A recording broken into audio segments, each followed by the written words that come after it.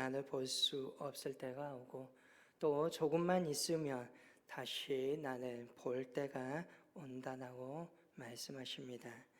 그리고 이러한 가정들을 통해 기도의 능력을 알고 기도하며 응답받고 기쁨이 충만한 삶을 살아가게 될 것이다 라고 말씀하십니다. 조금만 있으면 주님이 안 보이는 엄청난 일이 일어날 것입니다. 그렇기 때문에 준비해야 하는 것이지요.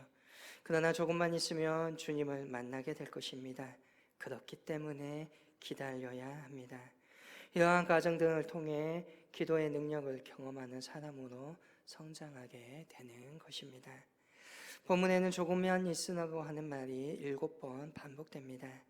여기에서 주님은 두 가지의 의미로 말씀하십니다. 하나는 조금만 있으면 너희가 나를 보지 못할 것이다. 두 번째는 조금만 있으면 나를 볼 것이다 라고 하십니다. 나를 보지 못할 것이다. 십자가의 죽음을 의미하는 것이고 나를 볼 것이다. 부활의 주님을 만나게 되는 것을 의미합니다. 그렇기에 조금만 있으면 그 많은 긴 시간의 보냄이 아니라는 것입니다. 잠깐만 견뎌내면 모든 것이 역전되는 시간이 온다는 것입니다. 그렇게 주님은 계속해서 조금만 있으면 말씀을 반복하고 계시는 것입니다. 아무리 견디기 어려운 고통을 고난을 만난다 할지라도 조금만 있으면 모든 것이 역전된다는 것입니다. 우리 역시도 이럴 때가 있습니다. 주님이 안 보일 때가 있습니다. 하나님이 침묵하시는 것처럼 보입니다. 주님이 도와주시지도 아니하시고 지켜주시도 않은 것처럼 열어주지도 않은 것처럼 느껴집니다. 아무리 기도해도 응답이 없는 것처럼 보여집니다. 그런데 또 조금 있으면 주님을 보이는 때가 만나게 될 것입니다. 이때 다시라고 하는 말이 중요합니다. 이전에 만났던 그 주님을 지금 다시 새롭게 만난다는 것입니다. 우리가 포기하지 아니하고 기다리면 반드시 하나님을 만날 때가 다시 온다는 것입니다. 그래서 시편 40편은 말합니다. 내가 여호와를 기다리고 기다렸더니 귀를 기울이사 나의 부르짖음을 들으셨도다. 이 말씀처럼 주님이 보이지 아니할 때 주님을 기다려야 합니다. 아무리 견디기 어려운 고난이라 할지라도 침착하게 기다릴 줄 알아야 합니다. 이러한 말을 지금 제자들은 이해하지 못하고 있습니다. 주님은 아주 단순한 말씀을 하셨지만 그들은 전혀 이해하지 못합니다. 먼저 나온 조금만 있으면라고 하는 말은 조금 있으면 십자가가 고난과 죽음으로 나에게 다가온다는 것입니다. 그러니까 그 시간이 정말 빨리 온다는 것입니다. 사실 이 말씀을 하고 있는 그 밤에 주님이 체포되고 내일 십자가에 달려 돌아가시기 직전이기 때문입니다. 그래서 먼저 나온 조금만 있음이라고 하는 말씀은 우리에게 긴장감을 주는 말씀입니다. 이제 곧 감당해야 할 때가 온다는 것입니다. 한참 뒤에 오는 여유가 있는 것이 아니라 지금 당장 찾아올 수 있다는 것입니다.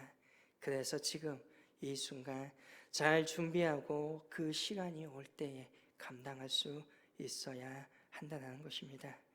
믿음의 삶은 아무 문제 없는 안일한 삶을 사는 것이 아닙니다. 정말 언제라도 나에게 큰 시련이 다가올 수 있다는 것을 알고 항상 깨어 준비하는 삶을 살아야 합니다. 조금만 있으면 나에게도 정말 중요한 일이 일어날 수 있고 또 나에게도 엄청난 시련이 찾아올 수 있다는 것을 알아야 한다는 것입니다. 그런데 주님께서는 이것만을 말씀하시지는 아니하십니다. 또 다른 의미의 조금만 있으면을 말씀하십니다. 곧 예수님의 부활을 말씀하시지요. 십자가의 죽음, 엄청난 시련과 고난이 있지만 그러나 조금만 있으면 다시 부활의 영광과 권능이 있다는 것입니다. 아무리 큰 시련이 다가온다 할지라도 조금만 있으면 모든 것들이 역전된다는 것입니다. 그래서 우리에게 조금만 있으면 하는 믿음이 있어야 합니다. 여기서 모든 것이 끝장날 것 절대 아니라고 믿고 살아가는 것입니다. 아무리 견디기 어려운 시련을 만나도 조금 있으면 하나님이 이 모든 것을 받아 잡아 주실 것이다 믿고 끝까지 포기하지 않고 견디어내는 걸음을 걸어야 한다는 것입니다. 저와 여러분이 실패하는 이유가 있다면 그것은 어찌 보면 기다리지 못해 성급하게 결론을 내리고 섣불리 움직이다가 생기는 경우가 있을 것입니다. 우리가 조금만 기다린다면 놀라운 일이 일어날 것입니다. 그래서 그 조금의 시간을 잘 준비하고 기다려야 합니다. 언제 어디서 어떻게 하나님께서 크게 나를 다시금 일으켜 세우실지, 또 나의 시련에서 나를 건져내실지, 또 놀라운 하나님의 사역 가운데 나를 쓰실지는 아무도 모르기에 그 날을 기대하며 최선을 다하여 충실하게 오늘 하루도 살아가며 준비하는 삶을 살아야 하는 것입니다. 조금만 기다리면 우리는 분명히 주님을 만날 것입니다. 그래서 조금의 시간을 잘 기다려야 하는 것입니다. 중간에 안 된다고 쉽게 포기하고 딴 길을 찾으며 안 된다는 것입니다. 아무리 주님이 보이지 않을 때라 할지라도 절대 절망하지 않고 주님을 기다리며 기다렸더니 마침내 다시 주님을 만나 모든 것이 변화되는 삶을 살아가게 된다는 것입니다. 예수님은 제자들이 여기에 대해 궁금하게 여기고 있음을 보게 됩니다. 제자들은 도무지 예수님의 이러한 말의 뜻을 이해하지 못하고 있습니다. 그래서 예수님은 제자들에게 물어봅니다. 조금 있으면 너희가 서로 문의하느냐? 제자들은 조금 있으면 하는 의미에 대해서 지금 모르고 있습니다. 주님의 십자가 죽음이 이제 조금 있으면 일어날 줄도 몰랐고 또 그 후에 조금 후에 주님이 부활하시는 것도 제자들은 전혀 모르고 있습니다. 그래서 서로 문의하고 있다고 합니다. 이것은 서로 토론하고 있다는 것입니다. 서로 묻고 답하면서 서로 무슨 뜻인지를 찾아가고 있습니다. 이렇게 토론하여 분명하게 알면 좋겠는데 제자들의 모습은 더 미궁에 빠져 애매하게 되는 것 같습니다. 그래서 예수님께서 처음부터 다시 그 의미를 설명하십니다. 먼저 처음 나온 조금 있으면 때문에 너희는 곡하고 애곡할 것이다 라고 말합니다. 그리고 너희는 근심할 거다라고 말씀하십니다. 정말 갑작스럽게 찾아온 예수님의 십자가의 고난과 죽음, 이것은 제자들을 매우 큰 충격에 빠뜨렸습니다. 정말 큰 슬픔이 되었고 정말 큰 근심이 되었습니다. 그런데 세상은 이것 때문에 기뻐할 것이다라고 예수님은 또한 말합니다.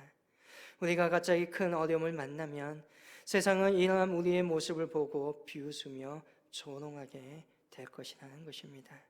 실제로 십자가에 달린 주님 곁에는 끝까지 조롱하고 비난하며 무시하는 사람들이 떠나지 않았고 주님의 제자들을 또 같이 울고 있던 여인들을 괴롭게 하는 모습들을 성경에서 보게 됩니다. 하지만 우리에겐 그 조금 있으면만이 아닙니다. 바로 또 조금 주님의 부활하심이 있다는 것입니다. 그 부활하심에 어떻게 됩니까? 우리의 근심이 도리어 기쁨이 됩니다. 기쁨이라는 말은 즐거움의 잔치입니다. 원문에서는 하나님께서 주시는 기쁨이다라고 볼 수 있습니다. 처음에는 곡하고 애통하는 초상집과 같았지만 두 번째 조금 있으면 때문에 즐거운 잔치집의 분위기로 바뀐다는 것입니다. 주님이 안 보일 때는 정말 초상집이지만 주님을 다시 만나면 즐거움의 잔치의 집으로 바뀐다는 것입니다. 그래서 조금만 참으면 됩니다. 조금만 참으면 하나님이 놀라운 일을 행하신다는 것입니다. 분명한 것은 처음에 조금 있으면 때문에 우리의 근심은 매우 크다는 것입니다. 그것은 마치 아기를 낳을 때가 다 되어가는 여성과 같은 근심입니다.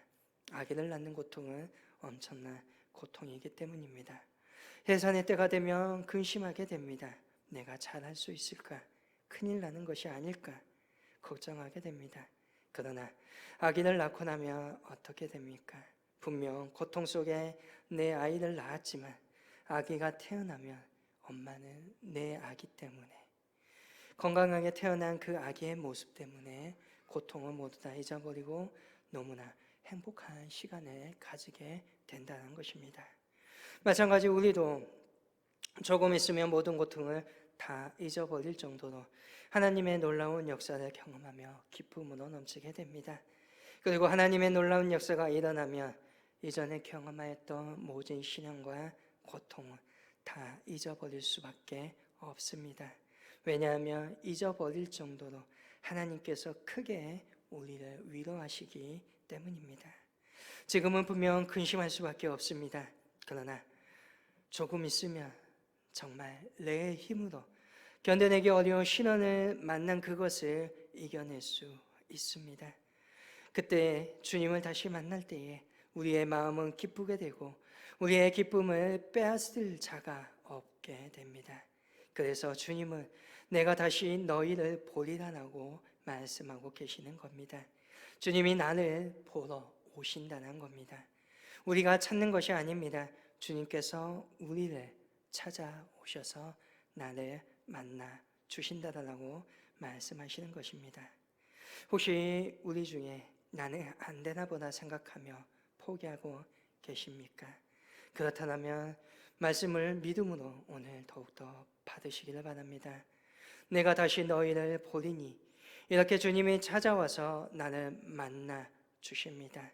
그때 이전에 겪었던 모든 아픔들이 잊어지게 되고 충만한 삶을 시작하게 된다는 것입니다.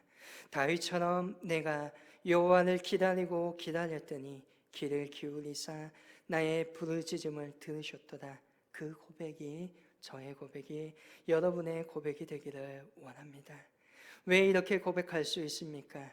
나를 기가 막힌 웅덩이와 수렁에서 끌어올리시고 내 발을 반석 위에 두사 내 걸음을 견고하게 하시기 때문입니다. 다윗도 기가 막힌 웅덩이와 수렁에 빠져 호적거린 적이 있습니다. 우리 중에도 기가 막히는 상황을 만나 도저히 답이 보이지 않는 삶을 살아갈 때도 있습니다. 그러나 우리 하나님은 여기에서 건져 주십니다. 그렇게 포기하지 않고 기다리고 또 기다리는 것입니다.